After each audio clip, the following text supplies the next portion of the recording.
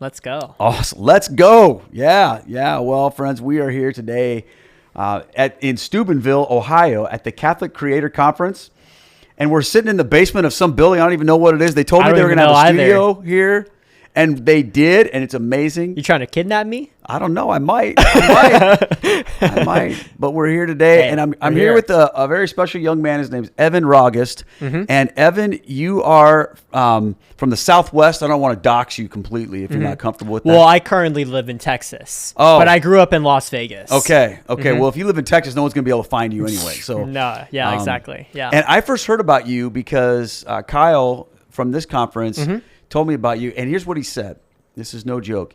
He said, Keith, you've got to meet this young guy named Evan. Within a year or two, he will be the biggest Catholic YouTuber on the planet.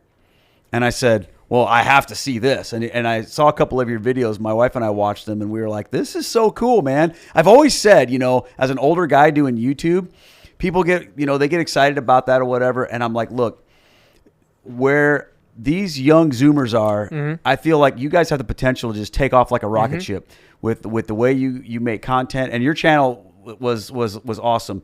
Of course, we'll link to it down below. But yeah, I was really excited to get a chance to talk to you, and I've never met you before. We met like literally 10 minutes ago. So what I'd like to do is kind of walk through your spiritual journey, because you're a convert to the faith. You're a YouTube strategist, so you make stuff for your channel, but you also help other people too. Yeah. So I am a convert from non-denominational Calvary Chapel Christianity, and now I, just make YouTube videos and I help other YouTubers get more views. And my mission is just to spread the gospel to the most amount of people. I love it. Simple as that. Well, I hope that you'll help me get more YouTube views. Yeah. Having you on my channel is probably going to help. I already have ideas. Oh, man, I'm pumped. And that's the whole point of this conference, to come together and collaborate with people and learn from each other. And I'm so excited just to get to meet people and hang out. But let's talk about you. I want to know, where did you grow up? You grew up in Vegas? Yes. So I grew up, my parents, my dad grew up Mormon. Okay. My mom grew up Jehovah's Witness. Oh, wow. And when they were in their teens and young adult years, they became non-denominational Christian. We grew up going to Calvary Chapel. Every other Sunday, say nightly prayers, pray at the dinner table.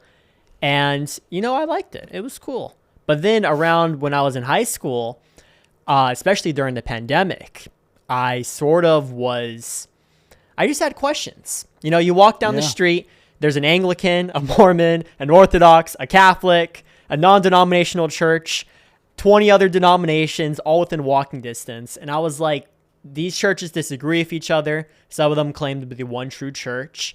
And I just started investigating all of them.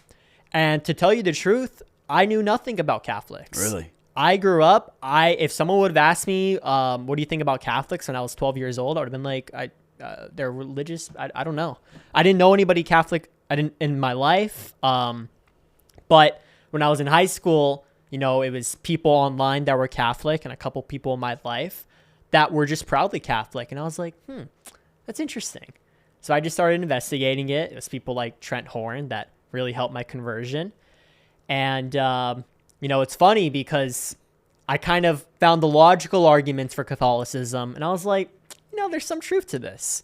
But then it was time to actually go to a mass. And I remember the first time I walked into the Catholic Church, I literally thought, this is weird. Yeah. This is crazy. Were you by yourself? I was by myself, yeah. It was so strange. I was like, why are we kneeling and standing so much? Why is the priest wearing a funny costume? Why is the music so different?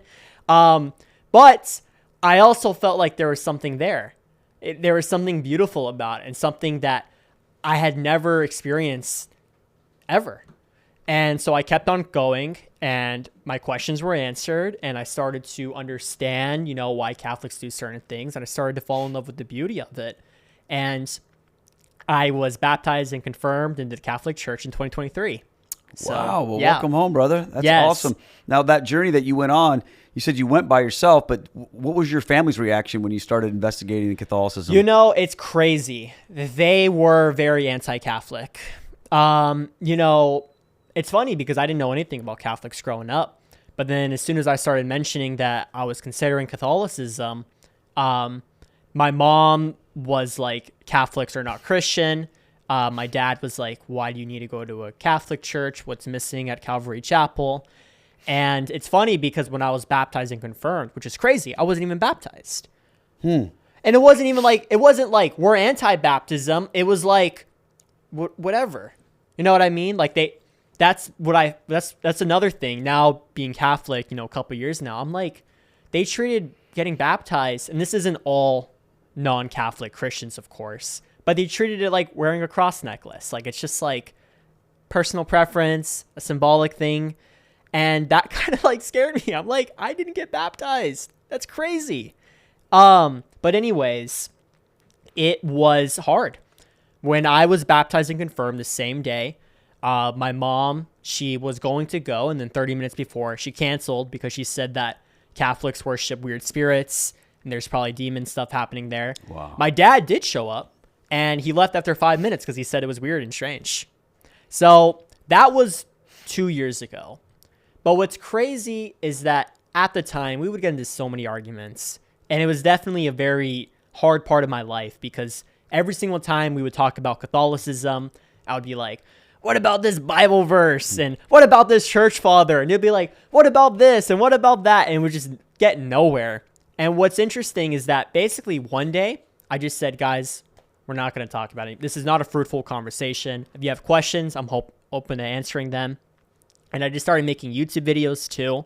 And it's crazy because over the past 2 years, I've seen them slowly, and I've been praying for them as well and fasting for their conversion. And they've become more and more open to it. And it's been crazy. Literally, like 2 months ago, my mom was like, I'm thinking about trying to go to a Catholic church. And I'm like, wow, what? What? This is crazy. This is insane. This is a total reversal of what it was 2 years ago. But I think that my parents are representative of a broader trend across culture, which is that people are more open to Catholicism and people are searching for something deeper than the surface level Christianity. I mean, even just anecdotally, just in my high school years, I remember, starting high school, I had a lot of friends that were non-denominational, attend some like random church. I literally saw almost all of them without fail move towards more traditional Christianity. Yeah. Either going to like a high church Protestant church or go to a Catholic church or becoming Orthodox. And it's just representative of the fact that Gen Z, we're tired of the BS. We're tired of it. We want something deeper.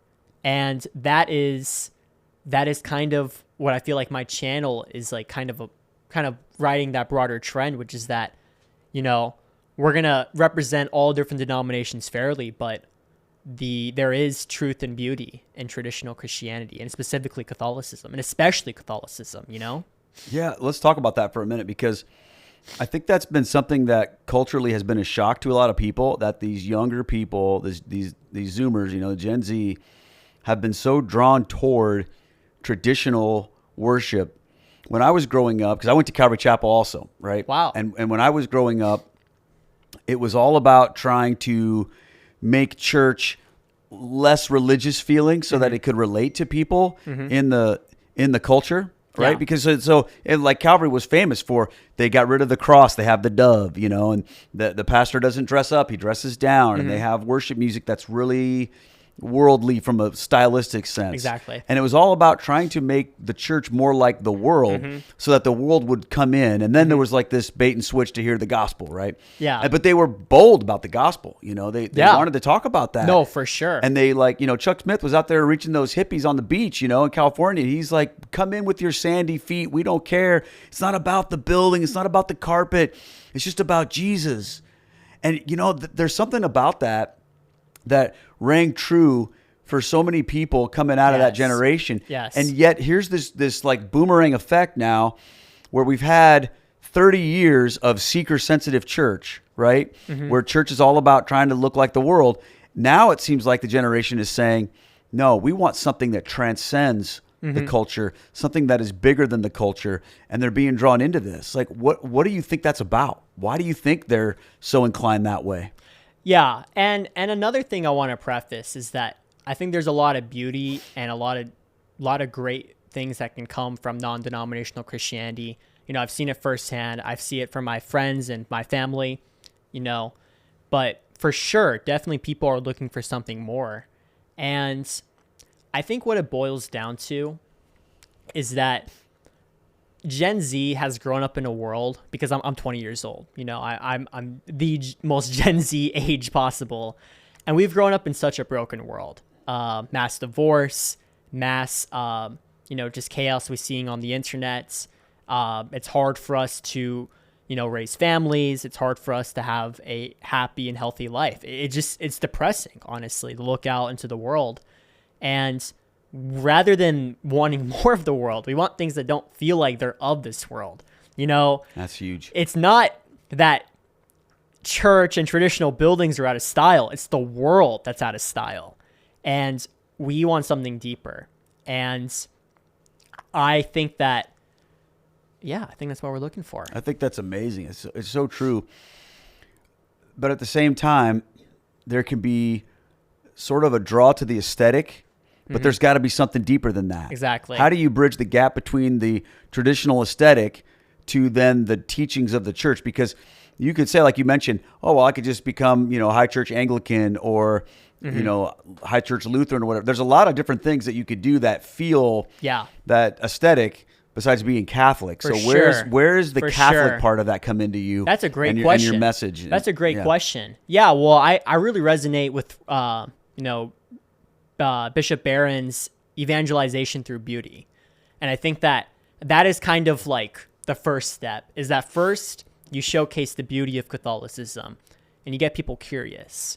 But then you're totally right that the second step, because it's not all about aesthetics, but the aesthetics do point toward the actual truth and the goodness of what is, under the surface. And I think that bridging the gap is simply, I think probably, just having a good testimony to being Catholic. I've had lots of friends.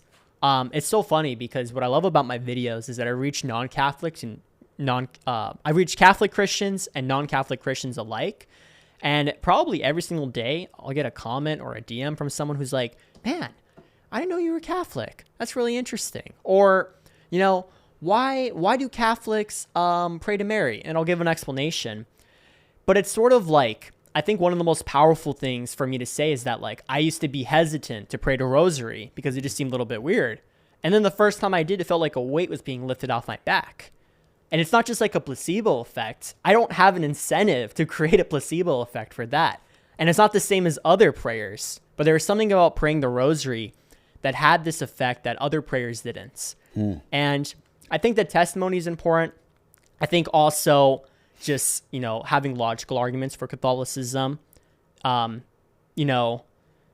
we're the one true church, the universality of it, the fact that it's been able to stay firm on these different teachings. And then it's funny too, because I have this series where I'll take atheists to Christian churches for the first time. And it's so funny because every single time, without fail, they like the Catholic Church the most. I saw that on one of your videos. You took this guy to these big mega churches, and they were just like, they almost looked like they were freaked out, And it's funny too because it's sometimes I have a tough time with my videos because I try to be fair to different denominations and try not to seem like I'm pushing an agenda and just showcase what he's saying. But there were lots of things where he was like boldly like, I am Catholic. These other churches just feel like ripoffs of that. And so we're going to be making another video soon where one of my atheist friends goes to every Christian denomination's church, and we're just going to see his like full perspective. But the principle is that, like, these non-Christians, people who have no, presuppositions or no, context as to anything, they just look at Catholicism and they're like, it just makes sense. One of them was like, they were talking to someone who was Protestant, and I was just like sitting there, just like overseeing their debate. And he was like, what church did Jesus Christ make? He asking the Protestant. Yeah. The Protestant was like, the Catholic Church. And then he was like, well, why not be that church? And they're like, well, we're protesting what they did. That was wrong. And he's like, did the Catholic Church fix that? And they're like, yeah, but, and he's like, why not be, you know what I mean? It's kind of like that's the thing, is that I think that even if you just go back to like first principles, I think that Catholicism just makes a lot of sense, you know? Yeah, that's very interesting. So my son-in-law, so my daughter's husband, she was raised Protestant because I was the pastor, and her dad. He wasn't raised as anything, okay? Yeah. And they got married, and he started really learning about his faith. And I mean, he wanted to grow in the Lord, but he doesn't have all of like the baggage of growing up Protestant and learning about Catholicism. He doesn't know anything about that. Yeah. Doesn't know anything about the Reformation, doesn't know anything, all that. He just asked her one day when they were having a Bible study, he said, "What denomination were the disciples?" And she said to him, she said, "Well, they didn't really have denominations back then." He's like, "Well, what do you mean? I don't understand. Like, what happened?" And he said, "Well, what kind of church would they have gone to?"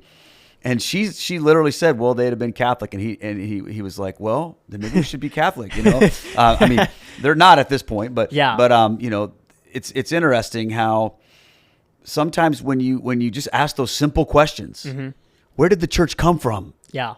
What is the church? Yeah. I find those are things that we can get so wrapped up in Protestantism, and all of this, like our identity is about our own version of the Bible, but these concepts about what is the church is imported into our worldview apart from like studying scripture. Yeah.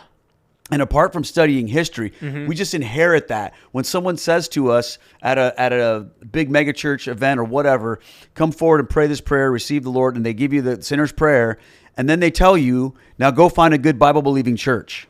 Okay? Well, A, what does that mean? And B, where do I find that, right? Yeah. Well, when you find that, what's going to be imported into that is not just what the Bible says, but their take on what that means. But when you start to pull some of that stuff apart, which I think this is another thing that your generation is doing, is you're pulling apart some of these presuppositions that sometimes people from my generation that was just imported into us with our gospel presentation. Okay? So this non-Catholic, and in many ways anti-Catholic worldview was all packaged together within what we received when we prayed the sinner's prayer. And your generation is sort of saying, well, wait a minute. Should we do that? Or should we just pull it all apart, set it out there, and look at it and see what makes sense? Yeah. I was talking with Trent Horn about this, and he great quote. He was like, "I think Gen Z, they're just really good at snuffing out like just lies, because we're flooded with information all day long. We can find out in a snap instant if something is disingenuous or false." And I think that's sort of the case with Catholicism, is that we've just seen so much. And while I do have a lot of love for evangelicals and non-denominational Christians, one thing that my atheist friends will say when they walk into these churches, they're like, why are people like worshiping? And then like there's someone there like with a camera like trying to take pictures of them like while they're worshiping. And they're like, why are people speaking in tongues? Like, why are they all just saying, like, do they know what they're saying? And or like he'll be like, why is the pastor like driving a really nice car? Like that just seems really weird to them, And I think that that's a really strong case for Catholicism, is that like despite the modern world and all the different things that have happened, the Catholic Church has stayed true.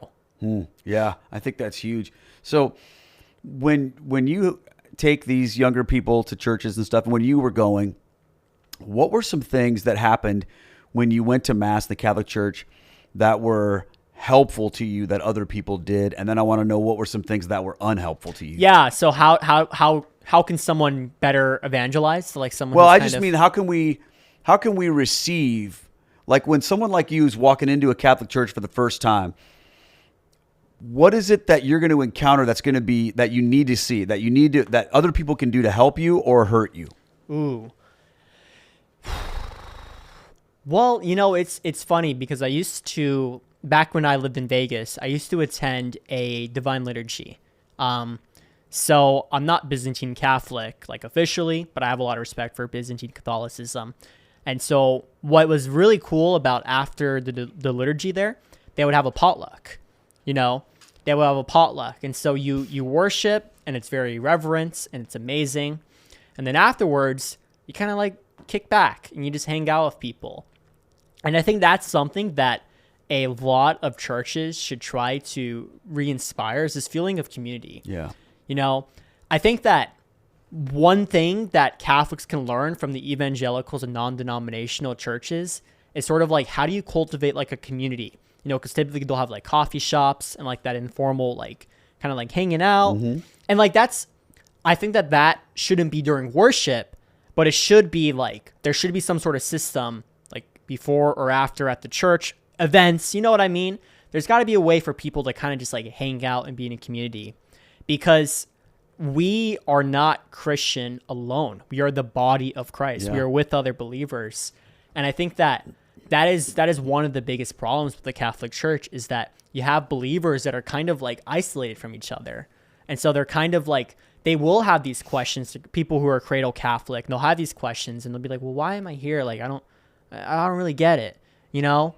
And I think that's something as simple as like having a potluck or having events. I don't know. I have no like great explanation for what to do, but that's just something I've seen.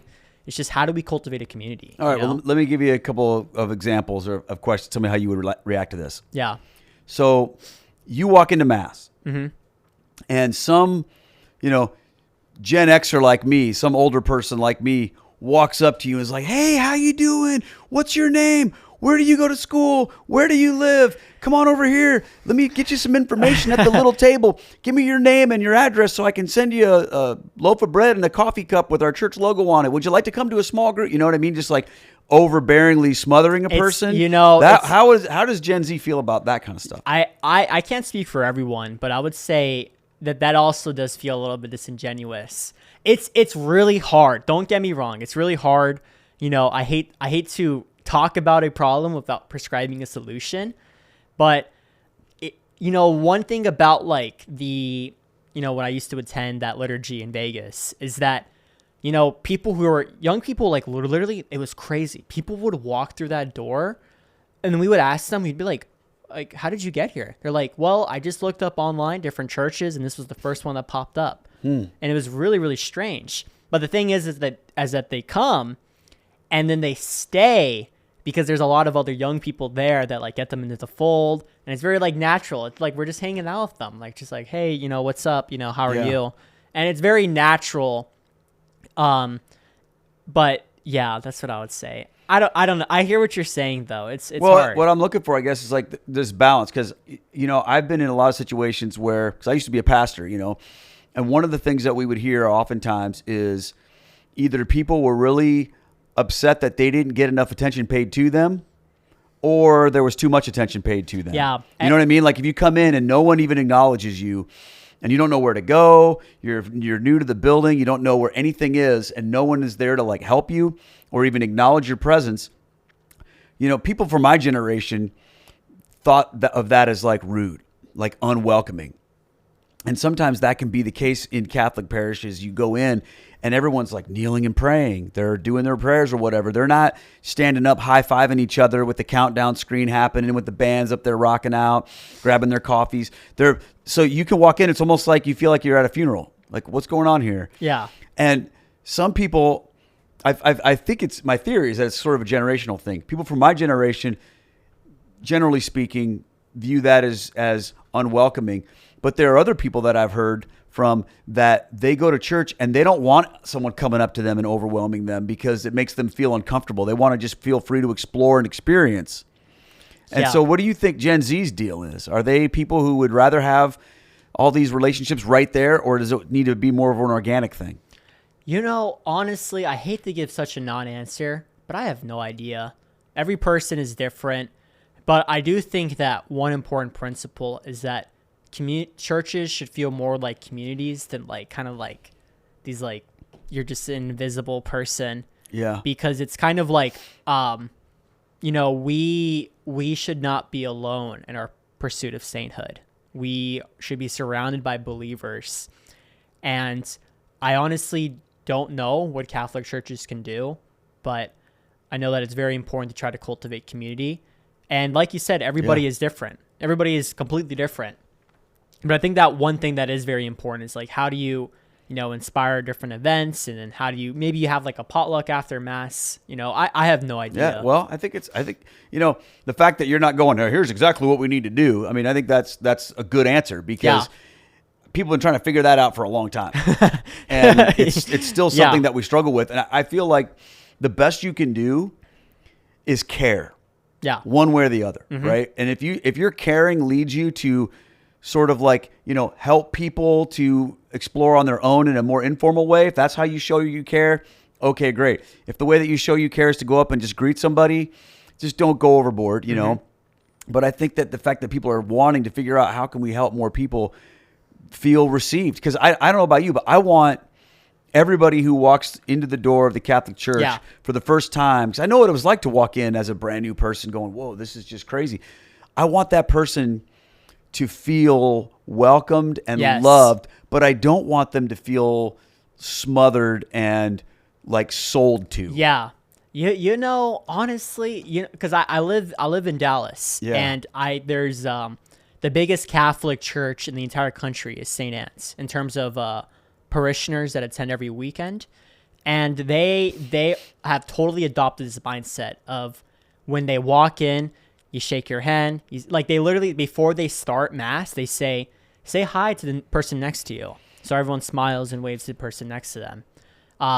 And then there's so many events happening at St. Anne's. I mean, every single day, there's like 5 different events happening. So you could get involved if you really wanted to. It's very easy to get involved. But that would be more of a contemporary service, which is very interesting. Yeah. And I've seen young people there, of course. There's young people there. I know some of them personally. But I also see a lot of young people that attend like a more traditional parish, like a Latin mass, or like a super reverent like Novus Ordo. And it's really, really interesting to me because I see both sides. And I honestly really don't know like how we move forward, Well, let's talk about YouTube for a minute. How'd you get involved with doing that? Yeah. So it's funny because I have always kind of, made videos, when I was in 4th grade. I remember posting my first video, getting like 2,000 views. And then it's funny because I kind of forgot about YouTube for a couple of years. And then basically I was a junior in high school, and I was like, you know what? Like, YouTube seems pretty cool. I've always been kind of like wanting to create. And so what happened was I just, kept on making videos. And it's funny because I remember that I was going to, I was making more like entertainment videos that were more like about my own success and like fame and thinking about me rather than like thinking about the mission. And it's crazy because I was going to go on, basically I was going to make another entertainment video, but then I got into a car accident. And basically, I didn't have my car, I was going to go traveling for this video. I was going to go all out for this entertainment video. And then I was at home and I was like, I don't really have a lot of money because I got to pay to fix my car. And then I was like, but I've always had an urge to create. So I started making Christian videos. And the first video I made was a video on Carlo Acutis. And I remember it just like took off like instantly. Like it got like around like 5 to 10K views and very soon, which was like way more than I ever got on the entertainment channel. But here's what happened. A month goes by. I fix my car. I'm making Christian videos because I'm just creating. And I'm at like a fork in the road because the Christian channel and the entertainment channel are about like neck and neck. And it's funny because I was actually thinking about, what? I learned from the Christian channel. I'll just go back to making the entertainment videos, whatever. But what's crazy is that I got an email from this lady who I'll never forget. Her name is Sister Elena Castillo. She was a teacher. I'm not too sure now. But she was a teacher at this small Catholic private school in Florida. And she saw my Carlo Acutis video, and she invited me to go on a Zoom call to speak to the kids. And I was just like, wow. Like, I got like, this video has like 8,000 views. I have like 300 subscribers on the channel. And I did it, and it went well, and I felt really cool about it. And what's crazy is that she literally sends me a DM like a week later. She's like, hey, Evan, I noticed you have an entertainment and a Christian channel. What if you put all of your talents towards like making the Christian channel? And I was like, yeah, I've been really thinking about it. And then she said this line that was just crazy. She was like, I will pray the Lord God illumine your heart. If you give everything to him, it will be abundance. Wow. And I was like, What the heck? Because what's crazy is that, like, you know, not to boast, but like just statistically, the channel is like 1,000 times bigger since then. I've never gotten a speaking invitation since. I've never got an email from like a school wanting to have me speak. It was like right at the perfect moments. And that kind of catalyzed like my full, like, I'm just going to full send it. Yeah. I'm just going to go all out. And what she said was exactly what happened. The videos have just blown up. And it's just kind of like, I feel very thankful to God because I've just made it my life's mission to just kind of, you know, I want to be the biggest Christian creator in the world who also happens to be Catholic. Not for my own, you know, vanity, not for my own ego, but just to be a good witness to all the mainstream Christians out there who were like me growing up and didn't know a Catholic. Well, we can literally go out there and they can have a Catholic right on their homepage, you know? And if that guides them to Catholicism, that is like the most ideal thing, you know, because ultimately that's kind of like what I'm here for. And then also like reaching non-believers. I want to make videos so good that even non-believers can watch, you know, and just sort of like use the internet for good, you know, and that's sort of like my mission. Yeah. Awesome. So what would you say is the most important thing for someone who's just getting started in YouTube and they want to use YouTube to share their faith with people? What's something that they need to really know and do? Yeah. And also I'm a YouTube strategist. Like I help YouTubers get more views for like Matt Frad, Iron Inquisitor, bunch of other YouTubers. That is also like part of what I do is that I help creators get more views. As far as like what it is, you know, it's funny. It's such like boring advice, but you just got to make videos. You got to make videos. You got to like learn a bunch of micro skills. You know, I probably get a DM every single day from someone saying, "Hey, I want to start YouTube. What do I start do?" YouTube?" And I'm just like, just make videos, Press this man. button. Yeah, right. Press publish. Take out your iPhone, record a video, publish it in the next like 4 hours. You know, and then like, you know, after you made a couple of videos, then we can talk like specifics. So yeah. Yeah. I get a lot of people that want to do that too. I talk to them and they get excited. They think it's gonna be so easy. They work really, really, really hard on a video, and then it doesn't go anywhere, and they get frustrated and they quit. You know, and YouTube's like, hard. You almost have to have a mindset, my view anyway, with YouTube, that you have to like have this relationship with it where you think, I know that people are going to watch these videos, but I'm making them because God put something in my heart I have to say, and I have to say this no matter who sees it. Yes. Because if what we do and say is directly related to how many views we get, then maybe we'll stop before things were going to take off. Yes. You know, there's two things. First, everyone wants to be a YouTuber. Nobody wants the work ethic of a YouTuber. That's the thing. Yeah. I remember like the full picture story is that I'm 6 months into making YouTube videos, put in like 30 hours a week. I have a full-time job. I remember my mom tells me, "Evan, stop. This is stupid. You are wasting your time." At the time, on this entertainment channel, I had like 300 subscribers. You know, actually, no, I had 50 subscribers. My top video had 200 views. You know, half of them were me refreshing it to see if I had more views. And she was like, "Stop." And honestly, she was right. It was kind of insane for me to continue it. But I loved YouTube so much. I loved the crafts. And I was like, "Mom, I don't really care. I'm just going to keep at it." And so I just kept at it. Yeah. I don't know, as simple as that. But that's like the core thing is that you have to love it for itself. Yeah. Because YouTube is really, really, really, really hard. You have to be really good at like multiple things that should be their own career. So you have to be really good at graphic design and editing and speaking on camera and videography and like a bunch of other skills. And it's like, it's hard. It's really hard. Yeah. And I think people underestimate that. You know, you got to be a technical wizard with computer stuff. You have to know how to run a camera. You have to know how to run lights. You have to be able to communicate well. So many things. But at the core of it, you really have to believe in what you're saying. Yes. And I think that's so important. So tell us a little bit about where you're headed from here, like with YouTube. What are your goals for the next? Yeah. I mean, how far out do you think about things? Are you like in 1 year I want to be here kind of a person, or when you do your strategy, how far out are you going? Yeah, for sure. Well, one tip I want to give to creators, I don't want to give a non-answer to that, is that I think that creators need to think in terms of solving a problem rather than just trying to make videos that they like.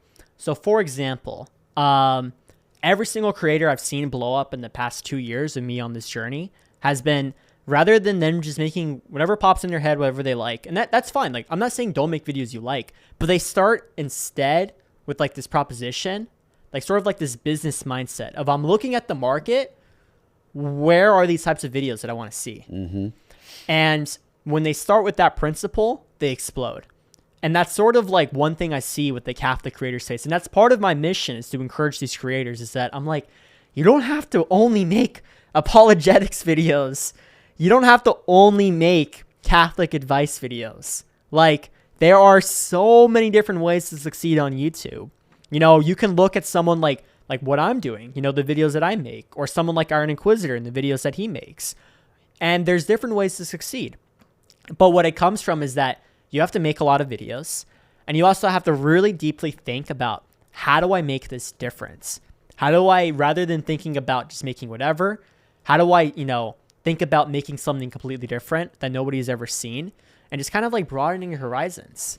You know, I think that, like, you know, a year ago, it's like, you know, people like me and people like Iron Inquisitor and other creators, I hope, are proving that, like, you know, you can make other types of videos and it can do well. Absolutely. So what kind of videos are you going to make? Yes. Yeah. So yeah, my goal, sorry, I just wanted to give advice to people. That's all right. We'll take it. This is my thing. We'll take it. So my goals is that over the, I want to, so over the next couple of weeks, I have a couple of big videos planned. So I'm going to the world's most beautiful churches. So I'm traveling all over Europe, and I'm trying to do that. And then I'm also going to try and film Bible locations in real life and go to Israel. As long as everything is safe, I think it should be, because Jerusalem is pretty cool, or okay, relatively speaking, you know. And then that's kind of like my game plan. And then just sort of just like making videos that just inspire people, you know, and just trying to keep on getting bigger and bigger and bigger. And I'm just in it for the long haul. You know, there really is no like plan B. It's just like, this is all that I want to do.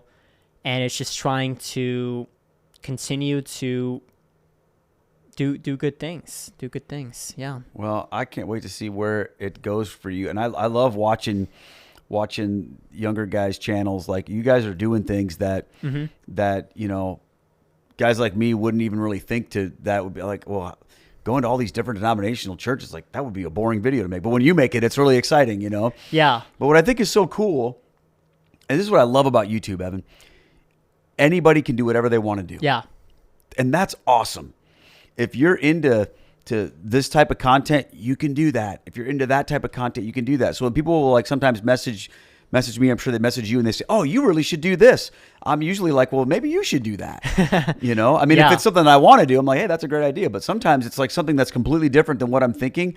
And they're like, yeah, nobody's doing videos like this. And I'll sometimes say to them, maybe that's the Lord putting that on your heart. Yes. Because not everybody's going to do everything, you know? Yeah. There are so many videos and channels that I would love to make. And I kind of like, when I talk to my creator friends and people I work with, I'm like, hey, just like make this video, please. And then like they'll make it, and then they'll get like 10,000 or 100,000 views. I'm like, man, that's so awesome. Someone else made the cool video, you know? And I think that the general principle is that, like, you've got to, you know, another thing too is that I sometimes I just feel really sad, because a lot of people, they seem to not really care about evangelizing online. You know, we can say with our tongue that like YouTube is the future and evangelizing is everything. But I don't know a lot of people that are like still like obsessed and like studying the YouTube strategy behind everything and like really trying to make something big. And I think that the internet is the biggest opportunity for evangelization ever, point blank. Because the amount of conversations that you're able to introduce to someone just on their timeline and their home feed is incredible. That's basically how I was converted. It was like, you started watching a little bit of Ben Shapiro. Then I'm watching a little Michael Knowles. Then I'm watching some Trent Horn. And then before you know it, I'm baptized and confirmed Catholic. Just because the arguments are all out there and it's a free market. And I think that people just like, I don't know. I just be repeating myself to people. I'm like, hey, just obsess over this. Like, this is awesome. This is everything. Yeah. But also, to be fair, I'm a single guy, 20 years old. I don't have a lot of responsibilities at this current moments. But I do think that people just kind of got to like think about like, what if you gave it everything? What if you gave it your all and you treated this like mission with the absolute obsession that it requires? Because you got people out here like, putting in 14, 15 hours a day to make entertainment videos that are entirely all for their own vanity and fame. And there are good people in that space. I know some of them personally. But people are out there for their own vanity fame. What if people had that same level of obsession for spreading the gospel? Yeah. Yeah. Oh, that's awesome. Well, I'm glad you're doing it, brother. Yeah. I'm glad you're doing it. I can't wait to see where this goes. And when you're the biggest Christian YouTuber in the world, I'll say, hey, man, I was the first one to sit down with you and interview you. Hey, God willing, because another thing too is that I just want to be a good witness. I think that another thing I see with a lot of, and I want to be only lecturing about all my problems with this space, but I just see a lot of Catholic and Christian creators where they only make videos speaking to a camera. They're just behind a screen all day. And Christ's final commandment to his apostles was go forth to all nations and spread the gospel, not sit at home and go. Sorry. I'm so excited. He's so excited. Go out into the real world. It's amazing what we can do. It's amazing what we can do. I'll tell you, I'm going to speak a little prophecy over you, brother, right now. Okay. You are going to get more speaking invitations. You are going to get opportunities to go to do exactly what you're talking about, to go and share your faith. And I will tell you this, when you start to see that connection in real life between the content you're making on YouTube and people that walk up to you that you don't even know that say, that video brought me into the church. It's awesome. There's nothing better than that, man. That is so, it's so humbling, and it's so just powerful to think that a video that you made in your house or whatever, going on location, doing things, but that, it was your baby that you created all by yourself, that made its way around the world, and somebody saw that who was in a place where they needed to know the truth, and God said, this is the video that I'm going to show to them. Yes. And it worked. That's going to happen, man. Hey, God willing. I'm just going to keep, next 20 years, this is all I'm going to do. Keep at it, man. Keep at it. Well, thank you so much, Evan. It's so great to meet you, and I'm excited to hang out. Yes. And we won't record the next part, but I'm excited for you to just tell me everything I'm doing wrong so I can fix it. And please pray for me, because there is so much temptation that online influencing can bring, and I pray for me to be humbled, for me to have wisdom, for me to have courage, because it's honestly like the bigger everything gets, the more responsibility you have. You know? That's why you need to come to my talk on Saturday, because that's what my talk that I'm giving here at this conference is about that. So yes, sir. Hopefully some of these old guys can influence some of you guys. Yes, let's go. Awesome, brother. God bless you, Evan. Thank you for hanging out, man. Yes, cool. Sir.